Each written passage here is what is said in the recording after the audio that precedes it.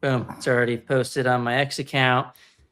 We're live. We have lots of good news today. I probably would have changed the headline of the tweet based on the news that we just got out of Georgia expanding their school choice program. But we have so much good news, we couldn't figure out what headline to put. So we're definitely going to talk about Idaho moving to ban taxpayer funding of teachers unions. A lot of people are like, why in the world are teachers unions getting any taxpayer funded benefits in the first place? Yeah, it looked like that bill in Idaho was going to die. It's been revived, and it seems like it's off to the governor's desk very, very shortly. So, Chip, how's it going with you today? Another great day. As you mentioned, those two bills plus a lot more really good things happening. So, good day for the kids in America.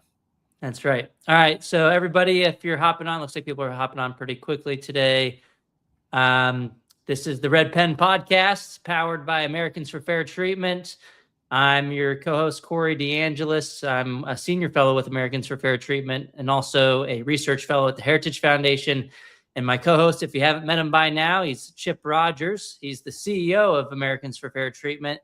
And he was also the Senate Majority Leader in Georgia. And we're going to go over some real good news out of Georgia today in just a second. But first, we're going to talk about Idaho. Check this out. A lot of people are excited about this. I thought it was dead for the year, but the bill has been revived to get rid of taxpayer funding of teachers unions in Idaho, which raises the question, why in the world were the teachers unions getting taxpayer funded benefits in the first place? You can make the argument for taxpayers funding the school system, but for funding teachers unions activities seems totally ridiculous. So the backstory here, and Chip knows this, we've been following it very closely, is that the House voted weeks ago to pass this bill overwhelmingly. It was similarly like 40 to 20 or something like that, but it sailed through the House. It went to the Senate. And in the Senate, you have these committee processes. The bill is supposed to pass through a committee. And then once it passes through the committee, it goes to the floor for a vote. Well, it got bottled up in a Senate committee in Idaho. And the word on the street was that this bill was getting bottled up for years. And it had to go through different committees because the chair was not letting their committee actually vote on the bill. And so it never, even though we knew they had the votes on the floor, it never got to that point. And so this year, the chair of the committee that it was stuck in was a guy named Dan Foreman. He says he's a Republican. He's a senator in Idaho. And what really just made people really crazy this year was that this guy was listed as a co-sponsor on the bill. And so when people were telling me, hey, we're hearing the word on the street, different senators were saying this, people within Idaho politics were DMing me saying, the guy who's a co-sponsor on the bill, he's the one that's actually the problem. He's not putting it up for a vote. And so we started letting time go by, and we were like, okay, well, it actually seems like this is what's actually happening. The other day, there was a senator who's a very conservative guy named Brian Lenny. He was on the floor, and they were at the moment in the session where they're going and trying to amend different bills. He offered an amendment to a totally separate bill on the floor, and they call this a radiator cap, basically hijacking another bill and saying, I know this bill that we want was stuck in committee. We're going to replace the text of that bill that we really wanted, banning taxpayer-funded funding of teachers union activity, and we're going to insert that language into this bill that's on the floor. And they barely passed it on the floor from what I heard. And then just yesterday, I believe, the Senate passed the bill 20-14 with all six Democrats voting against. Who are the other 8 votes, you ask? They were Republicans who voted with all the Democrats to try to allow for the forced taxpayer funding of teachers union activity in a Republican state. It's just beyond belief almost, but it passed 20-14. It needs one more vote in the House. It passed the House on a procedural vote to accept the amendment from the Senate today. 41-23. And so what I hear is that now it just needs one more kind of procedural vote on the House floor. Then it goes to Governor Brad Little. What are your thoughts, Chip?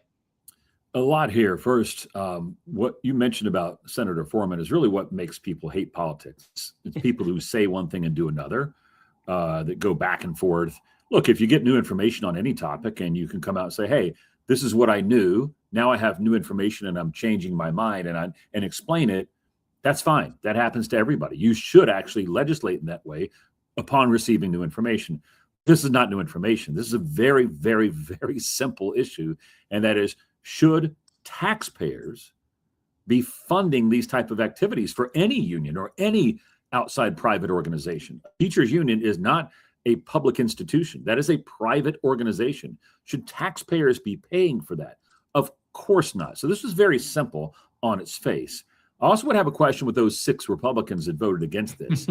I guarantee you that each and every one of them goes back to their district and routinely says, I am a fiscally conservative legislator. I am not wasting the people's money. But this is wasting their money. This is an inappropriate expenditure that you had the chance to stop, and yet you voted the other way.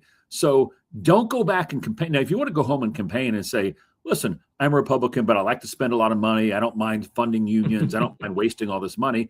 Go ahead and do that and let the voters decide. But just be honest. Don't go back and say, I'm a fiscally conservative Republican, but I'm going to vote to waste this money like this on something that's completely inappropriate. So again, the taxpayers win in this particular case.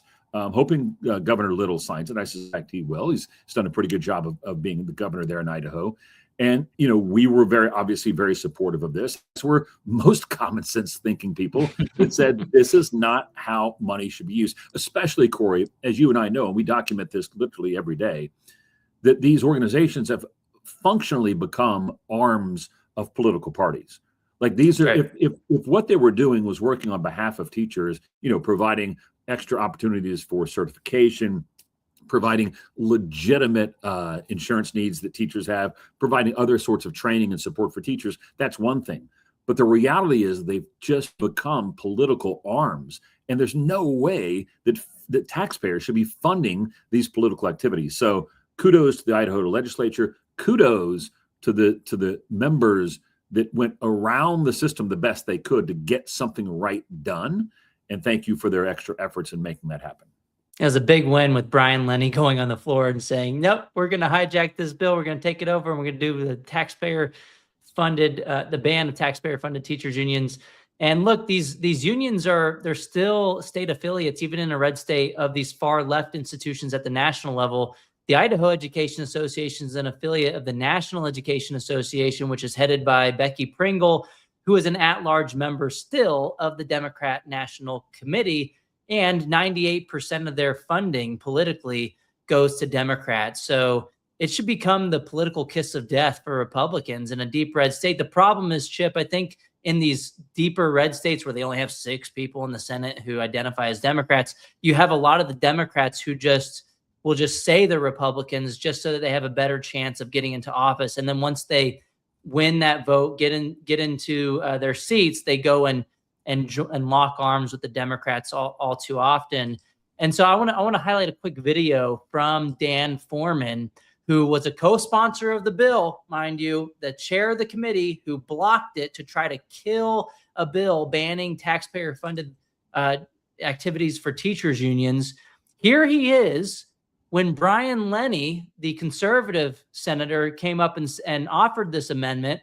Who was the first guy to show his face and say, I object to this radiator cap amendment? Here is no other than Dan Foreman. Attempt to radiator cap the bill and thereby circumvent the committee process and the will of the body as expressed in the body's previous vote on the substance of the proposed amendments. I encourage a no vote. Thank you, Senator. So there he is, encouraging everybody to do a no vote. When it came to the actual floor vote in the Senate, he was nowhere to be found. I think he was the only person absent. So I guess he knew it was totally hypocritical for him to still be listed as a co-sponsor. And then, I'm urging everybody to vote against this proposal. So it's Well, Corey, what makes it even worse is, let's use his own words against him. He said that the bill circumvents the will of the body. Well, that's not true, because the body just voted and voted in favor of it. The only person circumventing the will of the body was him, when he was keeping it bottled up in his own committee and not allowing the body to vote on it. That was the person that was circumventing the will of the political body, in this case, the Idaho Senate. So thank goodness that the Senate decided to move around the obstacle, which was the person circumventing the will of the body, Senator Foreman. It was the will of Dan Foreman, and he wasn't getting his way. So now he's kicking and screaming, stomping his feet. And just look at him in this picture. All you see is his forehead, because he's looking down. I think he knows this is going to backfire on him. It's just a bad idea, and he doesn't believe what he's saying. If taxpayer dollars should be used to fund private organizations, why can't they fund the gun owners of Idaho? Why can't they fund the Restaurant Association of Idaho? I mean, we can go all the way down the list. And the reality is this just not something the taxpayers should be funding. If you're a union or any type of association or organization, raise money the way you should raise it, in a legal way, spend it the way you should spend it, in a legal way. I would suggest not getting involved in politics. But if you are going to get involved in politics, don't ask the taxpayers to fund it. That's exactly right. So what do you give the Idaho legislature going around this committee, which, by the way, you're right. He didn't let it go through the committee process. He might have had the votes in that committee. He probably did, but he didn't allow it to be even put up for a vote. And so, yes, they circumvented the chair of the committee, but not the will. The will of the body was a 2014 vote to pass the bill. So, yeah, what's your grade? Give him a B plus. It's sad that there are folks on either side of the aisle that think it's okay to fund these organizations using taxpayer dollars. So, because of those 14 people, I'm going to have to give this a B plus. All right, sounds good. We got some great news out of Georgia. Oh my goodness, we didn't know that this was going to make it through the House, because there's been a long time, kind of for the past few years at least, back and forth with the House and Senate, where the Senate's kind of been the better body on school choice. They passed a universal school choice bill a few years ago. It went to the House, and then and all Republicans in the Senate in Georgia passed that bill. I think it was forget his name. Who's the senator that ran that bill in Georgia, the universal school choice bill? He's running for lieutenant governor now. Dolezal. It was Dolezal. Greg Dolezal. Yeah, and it moved over to the House, and they watered down the bill. It's now for students in failing schools. I believe that's a quarter of all of the schools and the students in the state, which is a good step in the right direction. It's an education savings account program, but it was also capped partially because of the House to only a certain amount of funding, which really made it tough for meaningful school choice to happen. And so there was a great proposal in the Senate that passed party line 30-20.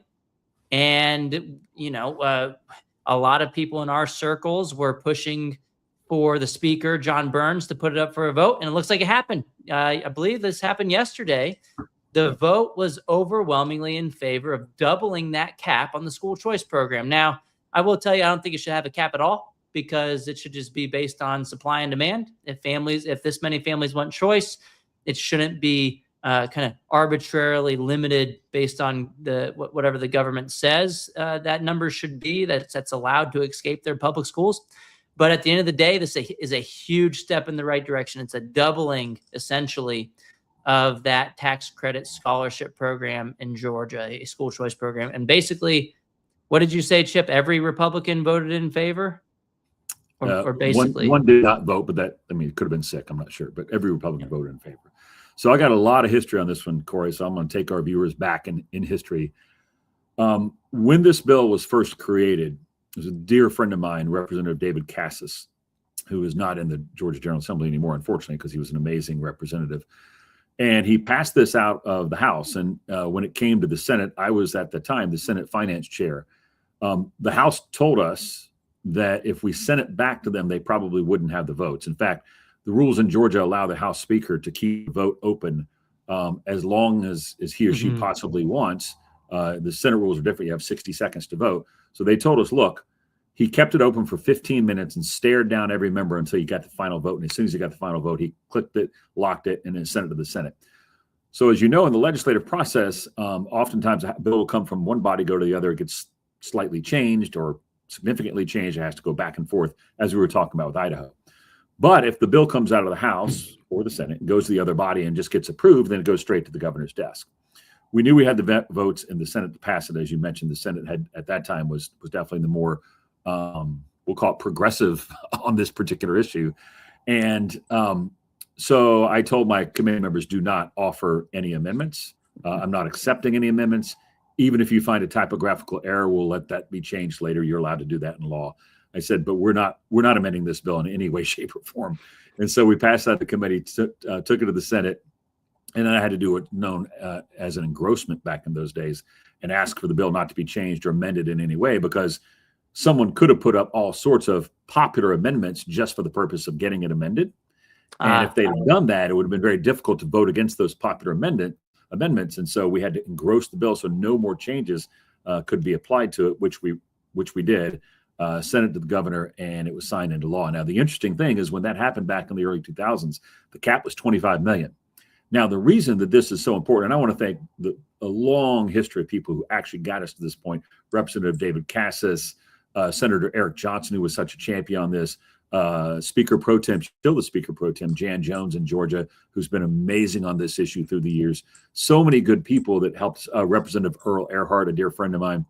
But we started with a $25 million cap. And what happens every year in Georgia is the first day that you're allowed to apply for the scholarships, they take all the scholarships. And when the cap is filled, the cap is filled.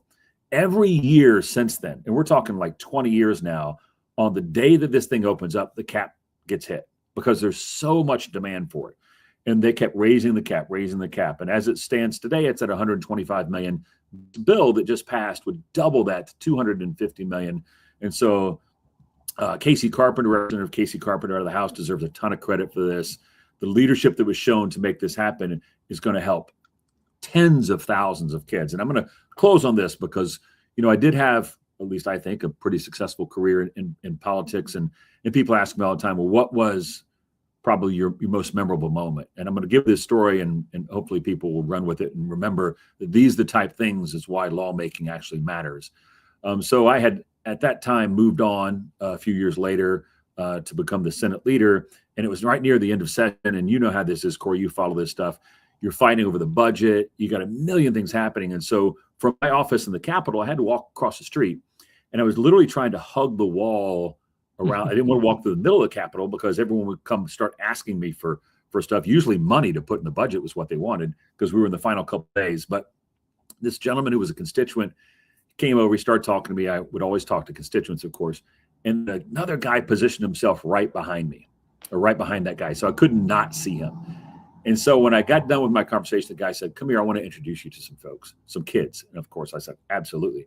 So I go over, and I want people to think about this because we talk about these numbers, we talk about these votes. I want to humanize this for a minute because it really matters in these kids' lives. In Georgia and in other places, these student scholarship organizations can create their own criteria for how the scholarships are given out. In this particular case, this organization had said, we're only going to give the scholarships to kids coming out of public housing.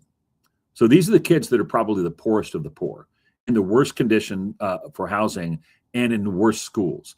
And so I go over to talk to these kids, and there were 8 beautiful young children, and they all had on their uniforms at their new schools. And I talked to this one little 9-year-old girl. I'll never forget this for the rest of my life.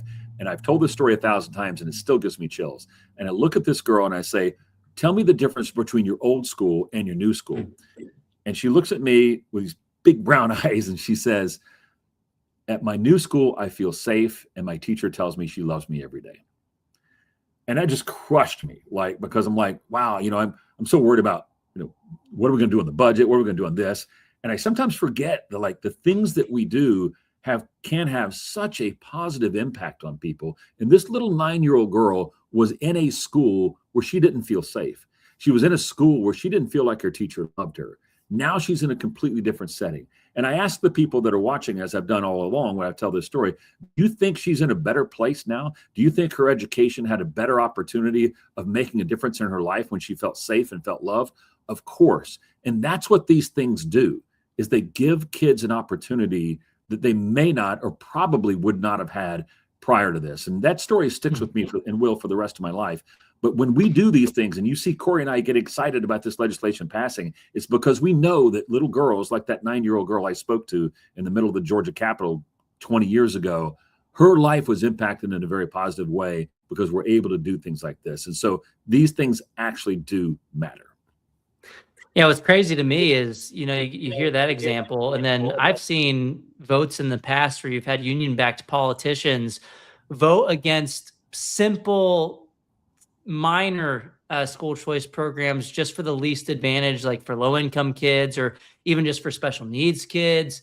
I think there's been amendments before, if I recall correctly, to only allow for scholarships for kids either if they've been bullied or abused in the public school system, and you've still had union-backed politicians block even for the kids who are being abused in the public schools. They can't get a scholarship either because they're either afraid it's going to become popular in other groups as well, or just because their special interests that control them won't allow it to happen. It's just crazy to me that, yeah, you can see how it's helping individual students. And it goes beyond academics, right? It's the safety, it's the family's values. I mean, a lot of families don't want to send their kids to a school that's working against everything they're trying to do at home. Look, if you can look at a 9-year-old girl and tell her she needs to be in an unsafe school where her teacher doesn't love her, and you can go home and sleep at night, you are an evil person. I'm just going to put it out there. That's just a level of probably some sort of mental illness if you can do that to children. Look, all these kids want is a chance. They just want a chance. And you know who knows best about the chance they need? It's not the government. It's not some random school district line that was created based on their postal mailing address. It's the parents. And when the parents say, look, just give me an opportunity to put my kid in the best possible learning space, if we as society can't do that, what are we doing? Like, this is crazy. Like, this is such a simple issue, but there are some evil people out there that care more about power than they do kids. And we're going to talk about that in this example that a Minnesota teacher amazingly was willing to come out and discuss. I'm surprised she actually said it. We'll talk about that later. Yeah, let's hit that one. That's actually next on the list. And I just I've shuffled around the list, so Chip didn't know that one was coming next. So there's a great segue. But what do you think about the Georgia House doubling school choice? What's your grade? Going to give it an A, because to take that to All right. 250 million means probably another 20,000 kids. Boom. It's going to be great. Excellent. I agree. All right. So here's what you were referring to. I posted this video of a Minnesota teacher went and had the audacity to go testify on this bill, this House File 3490 in Minnesota, and I believe it was about opting into the new Trump school choice program. It's a tax credit scholarship program, and she basically said the quiet part out loud. Here's the quote. She says that, we can't have school choice because, quote, donations to private schools would decrease tuition, making private school more affordable to more middle-class families. So I'll pull up the audio real quick so people can hear it. This bill would weaken public schools in 3 main ways. First, tax credits given for donated money to private schools leaves less in the state tax revenue pool to fund public education. Second, if this bill went into effect, donations to private schools would decrease tuition, making private school more affordable to more middle-class families, decreasing enrollment at public schools, further defunding them.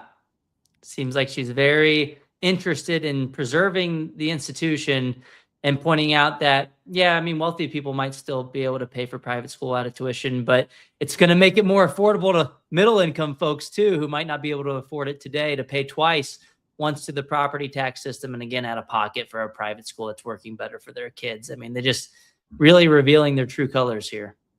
Well, Corey, one, I'm going to start with this is a common argument they make, and it's such simple math, and I'm not sure how they get away with it. The media is just duplicitous in this and very dishonest, and perhaps in many cases just not very bright themselves.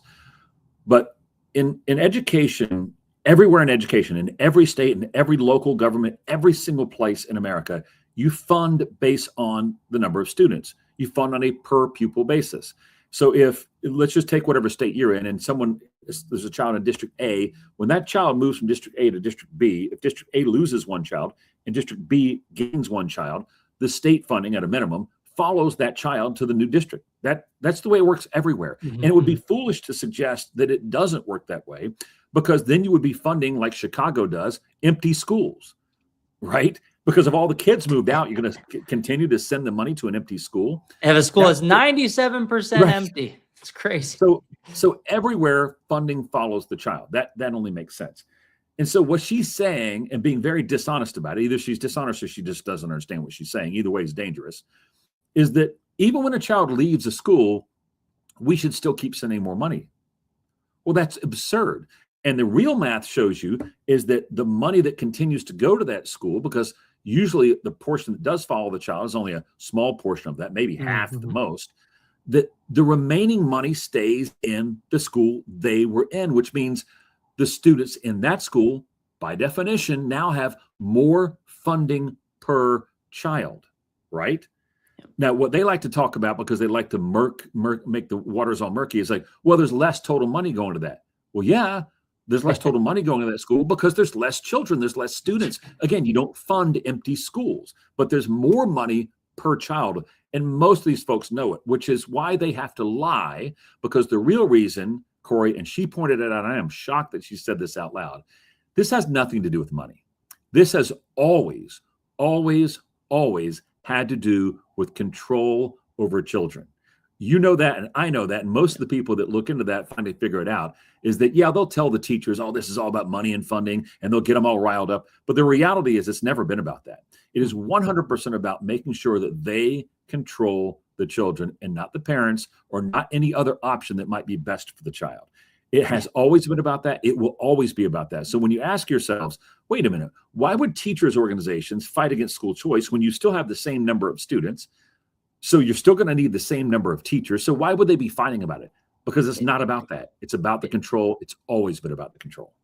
Yeah. We can't make it more affordable for lower income families to have a choice to get out of our schools, to go somewhere else with the values that are aligned with their household. It reminds me of the Texas school choice fight in 2023, because, in the same bill, there was a lot of stuff combined, and it still didn't get it across the finish line in the first iteration, but until the primaries happened and they basically got a new house in Texas. But what they tried to do was put teacher salary increases in there. They also included like billions of dollars in additional public school funding. I think it was like $5 billion or more in public school funding, additional to what they're already spending in Texas public schools. But the initial proposal was only $500 million for school choice.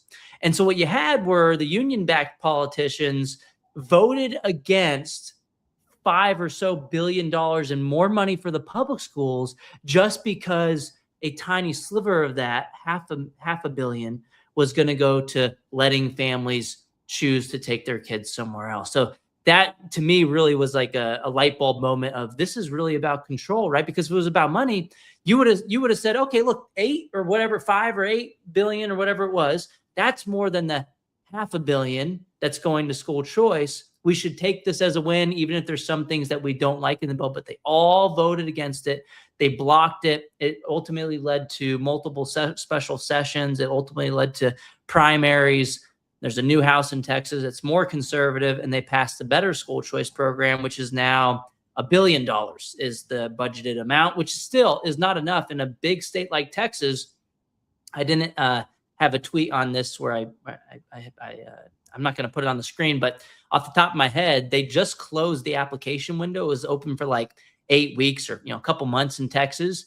And this is their first year of their school choice program that just passed. And there's only about 90,000 scholarships available if you do the math on the $1 billion. over 274,000 students applied in the first year.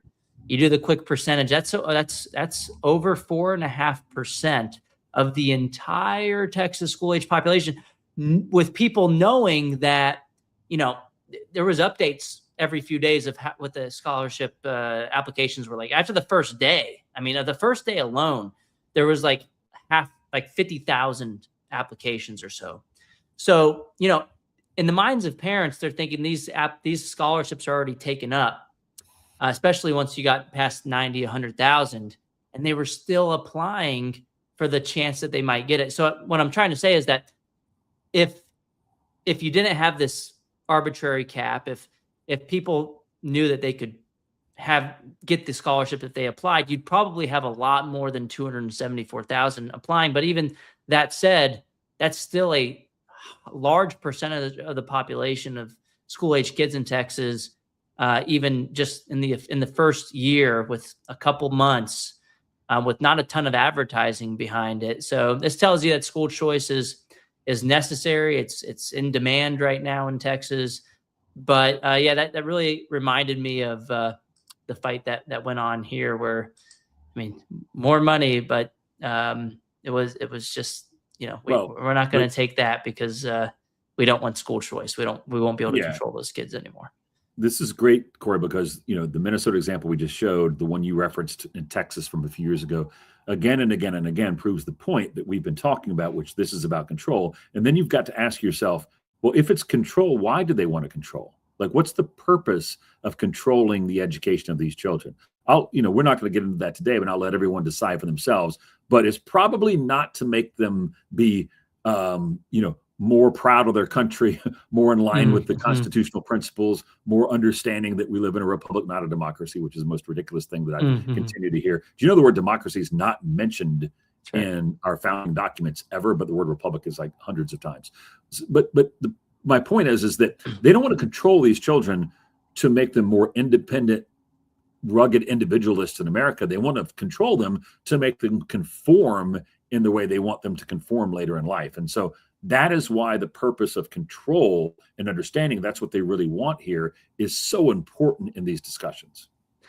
Yeah, you said we weren't going to cover it, but I think it's because they think that they know better than the parents in some cases, and they want to use the school system to drive themselves as a wedge between the parents and their kids. That's why you see in California, this had to go to the Supreme Court, but in California, they did pass a law to keep secrets from parents when kids were confused about gender ideology in classrooms. And it's just totally crazy how they tried to use the heavy hand of government to say, oh no, we're going to keep parents in the dark, and try to insinuate that the parents were the true abusers, that the parents were somehow incapable of handling these sensitive topics with their kids, but somehow a government employee is going to be in a better position to do so without collaboration from the parents.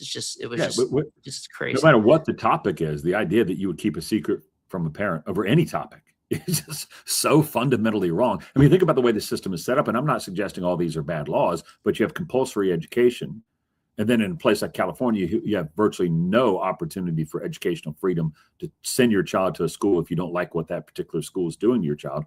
And then to make matters worse, they force you to go to a particular school based on your postal mailing address, which is still the dumbest thing you could do. And then after that, they're like, and we're going to do things with your children and not even tell you about it. If you don't think this is about control, you need to really reevaluate your thought process on how our education system works in America. Well, and it's not even a majority inflicting their will on a minority, which is bad enough, right? If you're not in the majority popular opinion, that doesn't mean that your kid should have to suffer from the ideas of a majority, which could be wrong from time to time. It's worse than that, because with special interest politics, it's more so a fringe radical minority, namely the teachers' unions and the superintendents' unions and so on and so forth, who get to inflict their will on the majority of parents who basically don't get a say in so many of these public school systems. So yeah, what is your grade for the Minnesota teacher saying the quiet part out loud? A plus. Thank goodness we finally have an example on the record to show people what this is all about. We all knew this, that really delve into this issue over time, but for her to say it publicly in a recorded fashion like that, thank you for doing so. Yeah, thank you for saying the quiet part out loud. And Yeah. we also had, which I'm going to skip ahead to this other story. I was going to take a while to get to this one, but let's skip forward since we're talking about the teachers unions really showing themselves. And here we go. Our favorite, Randy Weingarten, the head of the American Federation of Teachers, they just passed a resolution, I believe about a week ago, and it was to boycott Target. Why, you ask? Because they were not sufficiently anti-ICE. And so we talked, I believe, on this show a couple episodes ago, how Randy Weingarten was caught in a meeting with her members bragging about how she met with Target executives, pressuring them, saying that, oh, well, you know, our retirement accounts with our union invest in Target. And if you don't do what we want, meaning if you don't take a public stance against ICE, well, we're going to reevaluate our investments in your company. She took it a step further. Her union just passed an official resolution telling their 1.8 million members to boycott Target. I mean, what in the world is going on where you have the union boss? I mean, this has nothing to do with education. She's showing how it's basically a political entity. She wants to use the leverage of the union members, their money and their retirement accounts, and to put her thumb on the scale and to tell her members that you can't go shop at Target anymore because Target isn't out protesting against ICE in the streets like you're doing. One last thing. The Texas State Teachers Association sent out a text blast several days ago to encourage people in Texas to go protest the Trump administration for a No King's Day, which is a ridiculous name. We all know we don't have a king. We have a duly elected president. The teachers unions don't like to admit that Trump won, I guess, in November of 24. But here you have it. The teachers union was encouraging people with using their resources. I would guess that union dues went towards those text messages campaigns to tell people to go protest Trump and the administration this past Saturday. It's so, they've gone so far off course from educating kids. It's just, you almost can't make it up at this point. It's, you know, the old saying, a broken clock is right twice a day. I'm still waiting for the first time Randy Weingarten's right on anything. The reality is that this is making the case that we at AFFT fight for each and every day, and that is to get union dues money out of politics. What she's doing here again and giving us a perfect example. So you almost want to give her an A, but in my mind, I can never give her anything other than an F. But she's making the case like Target has nothing to do with teachers and children, right? ICE doesn't have anything to do with teachers and children. And so she's off in la land working on radical political ideas, no matter which side she's on, doesn't really matter. She's out there taking teachers' money. These teachers who work hard, most of them are fantastic people doing a great job dedicating their lives to children. She's taking their money and using it for these political purposes that have nothing to do with education. So when you hear Corey and I talking about this, beating this drumbeat again and again, get union dues money out of politics, give it back to the people who earned it, the teachers, this is what we're talking about. And so, and then she uses her troops to go out there and go against any teacher who would dare leave the union. Like, imagine the workplace environment where you say to yourself, you know what, I don't want Randy Weingarten blowing my money. I earned that money. Well, now you got to go deal with all of your colleagues that she's got all ginned up against you that will come after you and harass you for leaving the union. And see, this is what's so fundamentally wrong about it. She needs to go. Teachers need to opt out if they don't want their money being used for this. There's other union organizations you can actually join that don't involve themselves in all this nonsense. But she is the perfect example. And thankfully, she said it out loud. Hey, we're going to worry about Target. We're going to worry about ICE. We're going to worry about everything except the children that need to be taught. It's just totally crazy. And I have a video of her from the No Kings rally in Minnesota, of all places, that she was leading the troops. And of course, she's jumping around as usual. So Randy Weingarten gets an F. And I will say her sister union, the NEA, I saw in their LM2 reports, less than 9% of their funding goes towards representing teachers every year, yet tens of millions of dollars at least go towards political purposes. And that's according to their own publicly available LM2 reports. But here is the video of Randy Weingarten. She's always swinging her arms around. She's at the No Kings. Let's see if we can hear a little bit of what she's saying. The people solves the people's problems is if it is a government of the people, by the people, and for the people. That's why standing up and showing up, being in solidarity like millions of us are doing today is so important. It is the only way we can get the government to act in our interests, act in our kids' interests, act in working people's interests. It's the only way we can tackle. All right, I've had enough of Randy Weingarten. I think I put that video too long. But look, so there she is screaming at these anti-Trump protests, screaming against immigration enforcement. And Chip hit the nail on the head. He pointed out that there's a lot of teachers who said, enough is enough. We are opting out of our union. And I think that's the way to starve the beast. It's another one of the stories I wanted to cover. There have been just about 2,000 employees have contacted Americans for Fair Treatment already for help with opting out of their public sector unions in 7 months alone. So it's a lot of momentum in a short amount of time. I will say there is another group as well that you pointed out. There were other groups. There's a Teacher Freedom Alliance. They've been around longer. They've been around for a year. This number is actually about 13,000 teachers have opted out of their unions and joined an alternative, which is called the Teacher Freedom Alliance. So you can contact them. You can contact Americans for Fair Treatment for help with opting out too.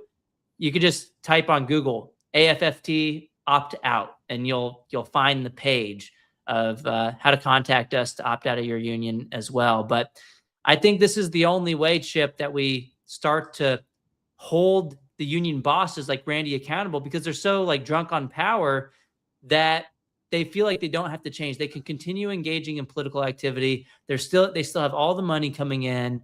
Randy Weingarten and Becky Pringle each make over $500,000 a year themselves, whereas teacher salaries are basically flat for decades. They're not seeing the money because it's all being squandered by union leadership, wasting it on their political pet projects. So, yeah, I'd say school choice is part of the solution. It holds districts accountable, holds the monopoly accountable, but we need teacher choice too to hold the union bosses accountable. You know what's so funny about this? It's interesting when people just first of all, I'm not one that supports chanting and wearing bright yellow shirts and holding handmade signs, oftentimes that are including misspelled words. But I know Randy Weingarten and the folks who follow her seem to enjoy that. But the No Kings thing, and I'm not going to delve too far in this because it gets a little off topic, but it's interesting because, first of all, if there was a king, he or she wouldn't even allow these protests to happen. So we can start with that, obvious. But the second thing is that she used the words of President Lincoln. And look, President Lincoln went down in history as one of the greatest American presidents of all time. And he brought back together the nation at a time when it certainly needed to be reunited. And we fought the only internal fight we've ever had in our nation's history. But if anyone could have been claimed or could have been accused of being a king, it would have been actually President Lincoln, because he literally suspended habeas corpus during that time, which is a fundamental constitutional right. And this is not in any way, shape, or form suggesting that Lincoln did something wrong, but that was a very controversial issue at the time that took on king-like tendencies of suspending habeas corpus outside the Constitution of the U.S. And so it's funny that she would use his words. She may not even know that that's who said those words. It's funny that she would use his words in that type of rally. It's just, she's just a caricature of herself.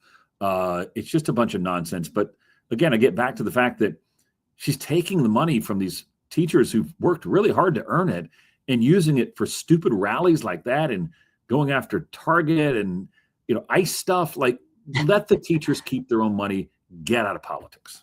Yeah, I've seen a poll from Education Week. So it needs to be redone. There needs to be an updated one. This was from 2017. And they found that at least a quarter of teachers identify as conservatives. And, I think it actually might be higher than that if you exclude independents or have people leaning, and because I think a plurality of those in that poll were identified as independents. Most of them voted for Hillary that year as opposed to Donald Trump. But I think there's probably a little more than a quarter of teachers as conservatives. Why in the world would you continue to send your money through the union to political candidates who you disagree with? I mean, this is why we won at the Supreme Court for the Janus decision in 2018 that, which says in red state, blue state, wherever you live in America, if you're a public sector employee, like a public school teacher, you can't be compelled to pay union dues because that would violate your First Amendment rights. And something you hit on a second ago, Chip, was that, we're compelled to go to these schools, especially if we can't afford to get out of them. We're forced to pay for them through the property tax system. And I would say, and in order to get a good grade, you basically have to regurgitate the information that the teacher tells you. I would say that the government school system today is a violation of our First Amendment rights because it's basically a form of compelled government speech unless you have school choice. Because if you have school choice, it's not much of a problem. You can sort into the school, have the money follow you. That is aligned with your values. But the problem is you're in this one-size-fits-all system. Everybody's forced into it, especially low income. You're compelled under compulsory education. And I'd say it's a form of compelled government speech and a First Amendment violation. And then the obvious other violation, I'd argue, is that it's a 14th Amendment free exercise clause.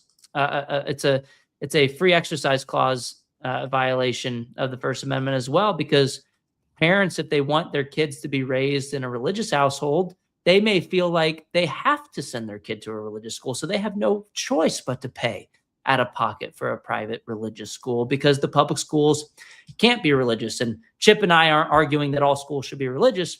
And but what I'm arguing is that if you are, and even if you're not, you should be able to take your money to a school that is or not based on your views and how you want to raise your children. So I'd say the only way out of this mess is through freedom, not force, and allow people to choose. But even from a taxpayer standpoint, Corey, we took the parental part out of it, which is clearly the most important part. So I don't want anyone to misconstrue that. But even from a taxpayer standpoint, I used to make this argument all the time, is that we know that an educated society is less costly than an uneducated society. We know that for certain. So there's a value in society investing into education. But if we're going to invest, if taxpayers are going to have money extricated from them against their will and take that money to be used for education, then we should expect that it be used in the best way possible. We should expect the greatest return on investment. The great Milton Friedman used to talk about this all the time. Why does America have the best post-secondary education system in the world, but among, middle of the road when it comes to first grade through 12th, right? And the reason is because people choose what college they go to. You're not mandated to go to a college. You get to choose. And so the colleges have to create value that the student or the tuition paying parent ultimately wants. If they don't create the value, no one will go to that college. And that's why the U.S. system for colleges and universities is the best in the world. Why would we not apply that exact same theory to first grade through 12th grade? Well, we would if the unions weren't stopping it, right? Exactly. That's why. Yeah. That's why all these union-backed politicians support choice when it comes to pre-K and higher ed, because there's no special interest status quo blocking choice, because choice is the norm. But with K through 12, they have that monopoly. They want to hold on to that money as much as possible in your kids' formative years as much as possible as well. We have a breaking update, Chip, and this is from Idaho, so we got to bring it up. It's the name of the tweet. The bill that we referenced, we knew this was going to happen. It easily passed the House, 43-23. Now we can officially spike the football and point out that it's going to go to the governor's desk. So no more taxpayer funding of teachers' unions once Governor Little, a Republican, signs that bill that's heading to his desk as we speak. It's great news. Hopefully more states follow in their footsteps. Well, if I'm not mistaken, or maybe I just dreamed this, didn't Governor Pritzker just say he was going to join, or was that one of our news stories? Join the Trump school choice? I don't know. That's a pretty big deal if Governor Pritzker says he's going to do it. You can Google that real quick. That's news to me if that actually is happening, because currently we have 28 states that have opted in, but only one Democrat, Jared Polis of Colorado, from what I've seen, has said he's doing it. The other 27 are Republican. 26 are governors that are Republican, and one state has a Democrat governor, Kentucky, that has had the legislature push the governor to opt in after he vetoed it. They overrode the veto, and so from what I can tell, we have 28 states. So let's see, J.B. Pritzker. You tell me if you've found anything on that. I'm looking. I might have just been dreaming that. Or maybe you have maybe you have insider knowledge that nobody else has at this point, or maybe you have a crystal ball. I don't see anything. No, I don't see anything at all. That would surprise me if that was the case. But yeah. When I read it, I was very surprised, but it might have been a tweet from someone who's spiking the football too early. We'll see. Yeah. But I do have another story from we mentioned the Freedom Foundation. I just saw this in the Wall Street Journal's editorial board. I didn't know this was happening. Apparently, it's already on the books in Oregon, where they have a law that doesn't allow groups like the Freedom Foundation or other think tanks to advertise to school district employees that they can opt out of their government unions. This seems like a layup in court, because this is their First Amendment right. What do you mean you can't tell teachers that they can opt out of the union? So the Oregon legislature apparently already passed a law to do this, to block them from telling teachers they could opt out of the union. I mean, it's just insanity to me. And it looks like it has got the Wall Street Journal's attention, because other states are replicating the bill. New York and Hawaii, they also have legislation to do the same thing.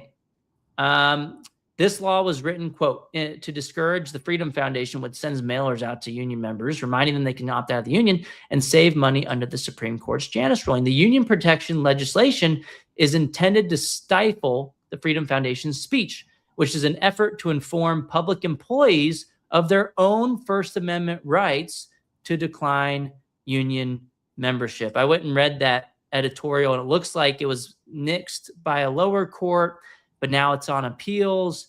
I think the lower court said there's no standing here because no one's actually been harmed. But this is an obvious First Amendment violation. And, Chip, I think we do similar work at the Americans for Fair Treatment, of just letting people know that they can opt out of their union. I don't see how in the world Oregon has been able to get away with this long. Hopefully there's some good news in the future. There's no way that this law stands going forward. It's got to be struck down. Yes. It's ridiculous. That, again, it kind of goes back to that same theme of people not wanting to share information, whether it be with parents or taxpayers or people that have constitutional rights to opt out of unions. They'd prefer to hide it as opposed to share it. I did find that for you, Corey, and I sent it to you. It looks like it's probably a parody account. Ah, of course. But Brian Costin, who's usually pretty good on the issues, was the one who posted it. So huge thanks to Governor Pritzker for changing his position on the federal tax credits program. I honestly never thought this would happen. So where is the parody account?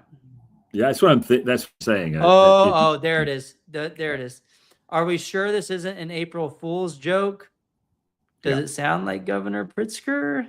Yeah, dang it. So it was a April Fool's joke. They got us. Even though it's April 2nd, yes. He posted it on April 1st. So that's where.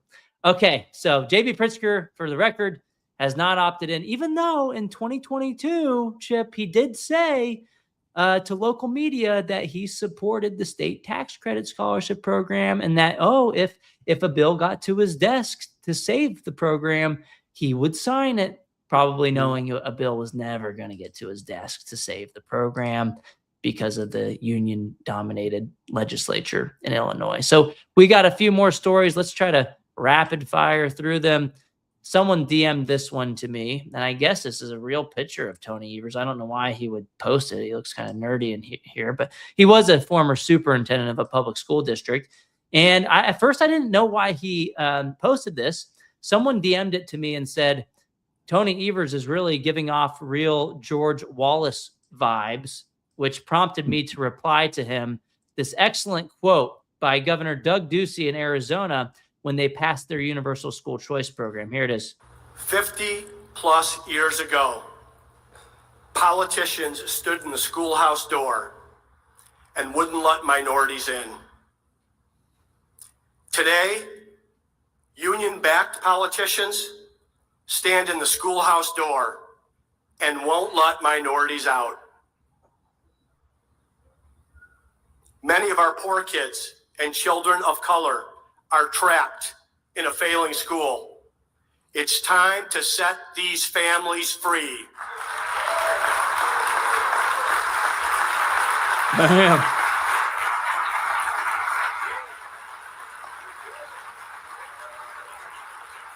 That was a beautiful day in Arizona in 2022. It's like the first person to run the 4-minute mile. He broke the barrier, and Bannister, I believe his name was, and showed other states that you could do it. And Tony Evers it was not a good day, because it turns out he posted that because he vetoed a bill from the Republican legislature that would have opted in the state into the new federal tax credit scholarship program. It doesn't touch a single dollar of the public school budgets. They are private charitable contributions. And if you don't opt in, that means those scholarships are going to be flowing out of your state voluntarily to scholarships for kids in places like Florida and Texas that have opted in. Governor Jared Polis said it was a no-brainer decision for him why he opted in. But it looks like Tony Evers, he's siding with the teachers unions, even though it doesn't hurt the teachers unions one bit. I guess it could reduce their control in some way, because some kids might get a chance to go somewhere else, even though it doesn't cost a single dollar. Well, when you hear some of these politicians, and Governor Evers is one of them most recently, who talk about how this is going to take money away from the public schools, again, one of two things is happening. Either they actually don't even understand how it works, which is shocking and sad if the governor of a state doesn't understand what he or she is saying they're not going to support or oppose, or they so disrespect the people they're talking to, their constituency, that they can just flat out lie to them and not care about any of the repercussions. One of those two things has to be true. And this is the case again, because as you pointed out, we've documented it 1,000 times here. This has nothing to do with Wisconsin public funding at all. This is a federal tax credit that Wisconsin taxpayers can opt into on their federal tax liability, not the state liability. It has nothing to do with state funding. If he doesn't know that, he shouldn't be the governor. If he does know that and he lies directly to the people of Wisconsin the way he's doing here, then he also should not be governor.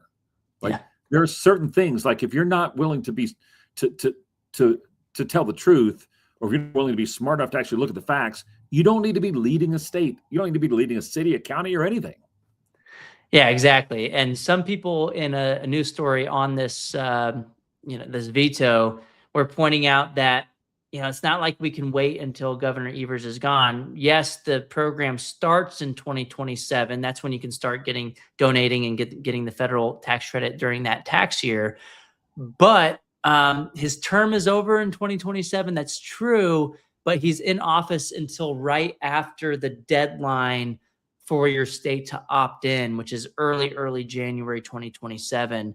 And so people are pointing out that even after he's out of office in 2027, even if a Republican or someone who supports school choice gets in, they'll have to wait until 2028 in order to do the opt-in, even though he'll be out basically the entire 2027 year. So let's we're already going over time, but let's try to do a speed round of some other stories. I think that's some good news.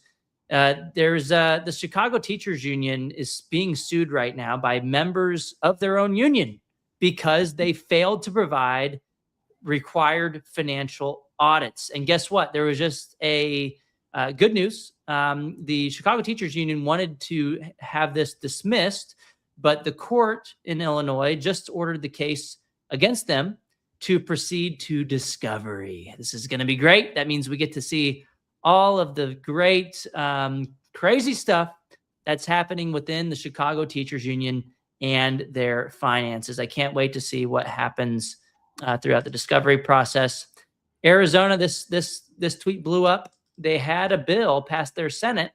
It's pretty simple. It requires the public school system to spend at least 60% of just their operational funding, not total funding, but just their operational funding on the classroom, on instruction and on teachers and other classroom expenses. All the Democrats voted against it. Let me on that one, Corey. I find it extremely interesting because it's literally saying you have to spend more money on teachers in public schools. Yeah. Yeah, but they said, "Oh, local control, and this is micromanaging the districts, and it's I mean, it shouldn't be hard to hit at least 60%. The problem is, I worked on this issue 20 years ago, and I can tell you the numbers are real clear. The more money that goes into the classroom, the better the test scores ultimately are. It's because it's not getting wasted on a bloated overhead at the district office, which is sadly so prevalent in today's public school system.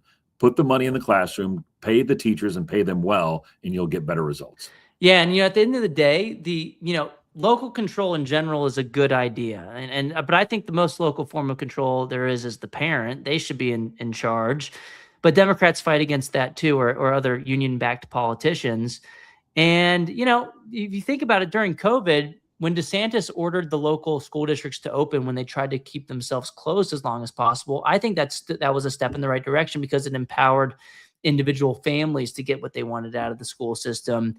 And so I just like to point out there's some state level policies that could theoretically subvert local control. But the thing is, the school districts are looking out for themselves and not the parents and their kids. And you think about other policies like this, like, for example, I mean, I've made the argument that states should pass through their legislatures, and Tennessee's moving to do so, to force the local school districts to not enroll illegal immigrants and students, and to force, because that saves the taxpayer at the end of the day. You might say, "Oh, well, that's local control," but the local school districts are going to enroll as many illegals as they want. Why? Because they're funded, like you said earlier, based on student enrollment count. So they don't care if the student's there legally or not. But at the end of the day, the taxpayer's getting stuck footing the bill that with those grants that come from the state. So let's there's a couple more stories, so we'll go through those. Bam, bam, bam. There's a bill in Maryland to force all private schools to hand their admissions processes over to the government. The religious schools would be forced to embrace transgender insanity. It passed along party lines. All Democrats, 98 of them voted for it. 33 33 Republicans, all Republicans but 2 voted against it. There were 2 Republicans who voted with the 98 Democrats. I got to look into them, see if they were endorsed by the teachers union too, but it's just crazy. I mean, this goes from pre-K through college. It's not even K through 12. It's basically cradle to grave, the government controlling the private education. And I just got to point out the Orwellian name of the bill: advancing equal education opportunities for all students in Maryland. Yeah, by controlling all of the private schools under the hand of government, straight out of 1984. I just heard in my direct messages before we started this live stream from a senator who's a Republican in Maryland, sent me a direct message and said, I saw you posted about that bill in the House. He thinks it's not even going to get a vote in the Senate, and that would be great. he's been talking with Democrats and other Republicans to try to put a stop to it, because they're hearing a lot from their constituents that this is a problem. A better course of action is if you live in Maryland, just move. Yeah, there you go. Vote with your feet. Yeah. Come to Florida, come to Texas. Okay, and real quick, we had a Supreme Court decision banning there was a law banning so-called conversion therapy in Colorado. Supreme Court had a bipartisan ruling. Courts aren't supposed to be partisan, but we know there's like 3 liberal justices on the court. 2 of them joined the conservative majority, and now it was a 8-1 decision with only Justice Jackson, who doesn't know what a woman is as the lone dissent. And basically, even Kagan writing the concurring opinion said, like, we wouldn't like it if it went the other way. If a state were to try to ban gender affirming speech, because this had to do with just the talking part of the therapy. And so even they, kind of said that, that this law in Colorado is unconstitutional. 2 things thoughts came to mind. And on these speech cases, I always remind people, like, the founders so valued the idea of free speech that they made it the First Amendment. Yep. Now, I'm not suggesting that all the amendments are done in order of importance, but clearly at the top of their mind was the freedom of speech, because that's what they were getting away from in the oppressive British government at the time. Right. And so this is like the hallmark of what it means to be an American. All the justices except one, and we're starting to see this pattern again and again, where one justice, she seems to be out there on her own. And I've been reading a lot about her, and it's just, you're beginning to draw the conclusion that she's there not as a member of the judiciary. She's literally there as a political cheerleader. Yep. And if you look at some of the questions that she asks, and she asks a lot of questions, more than over half the other justices combined. She doesn't really get it. Like, she's missing what her job is as a Supreme Court justice. And even some of the other liberal justices are looking at her like, wow, like, you're on the Supreme Court. Like, what are you doing? And then the case, I know it's a totally different case, and we're not going to get into this today, but the 14th Amendment case, where you're talking about, the jurisdiction of, where she asked, well, if I'm arrested for shoplifting in Japan, aren't I under the jurisdiction of the Japanese government? Which, of course, has nothing to do with what the people who created that amendment were talking about. And I mean, she's out there, and we could spend a whole show talking about it. But wow, it's just she's just basically repeating Democrat talking points and has no regard for the Constitution. And I will say, when Biden chose her, or before he chose her, I remember that viral clip of him just saying, it's going to be a Black woman. And it's like, why is that the most important thing that Joe Biden had on his mind, as this is why, I don't even know if he had picked her or not at that point, but especially if he hadn't picked her, why in the world is that his criteria for who's going to be on the Supreme Court, first of all? And then 2, if he did pick her already, then why is that the most important part about her, that's what you need to kind of virtue signal to the rest of the world? I think that rubbed a lot of people the wrong way. It's like, let people get there based on their merits, not just, not this whole, DEI concept that Joe Biden was putting forward when he picked someone for the Supreme Court. I think that irritated a lot of people.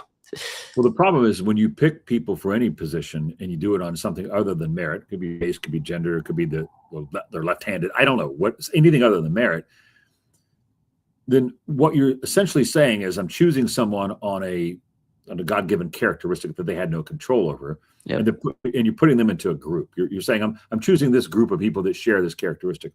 And then when they're not prepared, like she clearly isn't, and they fail like she clearly does on a regular basis, then in some ways it reflects on the entire group that you chose to choose, right? And so when you pick someone on their individual merit and they fail or they succeed, either way, they're either given credit, or they're looked at and said, well, you failed, but it's on them. It's on that individual. It's not on a whole group of people. It's not on a race, a gender, a left-handed, right-handed. it's based on that individual, which is why it's so important to always choose based on individual qualifications and nothing else. And in this case, it's pretty clear that she was not prepared for this level of intellectual legal thought. Yep, that's right. All right, we have two other quick. We're way over. We have a federal court just ordered California to pay $4.5 million in attorney's fees for the Mirabelli Vanta case. This is the case where the Supreme Court weighed in, basically saying that, you know what, California, no more keeping secrets from parents if a child is confused about their gender at school. So that's a huge win for parental rights. This was a federal court judge, I think his name is Roger Benitez, who initially said that, you know, these secrecy policies create a trifecta of harm. They hurt the kids, they hurt the teachers, and they hurt parents by keeping them in the dark. And the last story is out of Kentucky. So Kentucky, they passed a bill banning taxpayer-funded advocacy on ballot measures. So when they tried to pass their constitutional amendment that had to do with school choice like a year or so ago, the school districts were using district resources, taxpayer-funded resources, to lobby against the school choice amendment. That was illegal under Kentucky law already, but there were no punishments attached to it. So the Attorney General, Coleman, came out and said, hey, you really shouldn't be doing this. He sent out a strongly worded letter, but nothing happened because there was no teeth behind it. But now this bill would make it at least a misdemeanor. The original version of the bill made it a felony. There was some other stuff included in there as well. It got watered down a little bit in the committee process. It's now a misdemeanor, but it is a step in the right direction to stop forcing taxpayers to fund political campaigns. I mean, this should be a no-brainer, but at least Kentucky's. I'm interested to see what Andy Beshear will do. I bet he'll try to veto it. That's the only question here. I mean, he has to understand based on those numbers that if he vetoes it, it's going to get overridden. Yeah, he knows. Yeah, and I mean, I lost all faith in Andy Beshear quite some time ago, so he'll probably do the wrong thing here. But even politically, he should look at this and say, "Wow, I'm going to get overridden quite clearly on something that is just totally black and white. This is an easy one." Yep. All right, cool. I think we should call it a day. We have a lot of people watching. I wish we could stay on longer. Maybe that's why we went over, because we didn't want to lose you guys. But you can always watch us in a couple of weeks. This was the Red Pen podcast with Chip Rogers, CEO of Americans for Fair Treatment, and myself, Corey DeAngelis. Thank you guys so much for coming out. We have so much. One of these days, we're not going to go over an hour. I mean, we just have so much to talk about. It's great news. Thank you guys all for joining us. And Chip, thanks for joining the show. Thanks, Corey. Talk soon.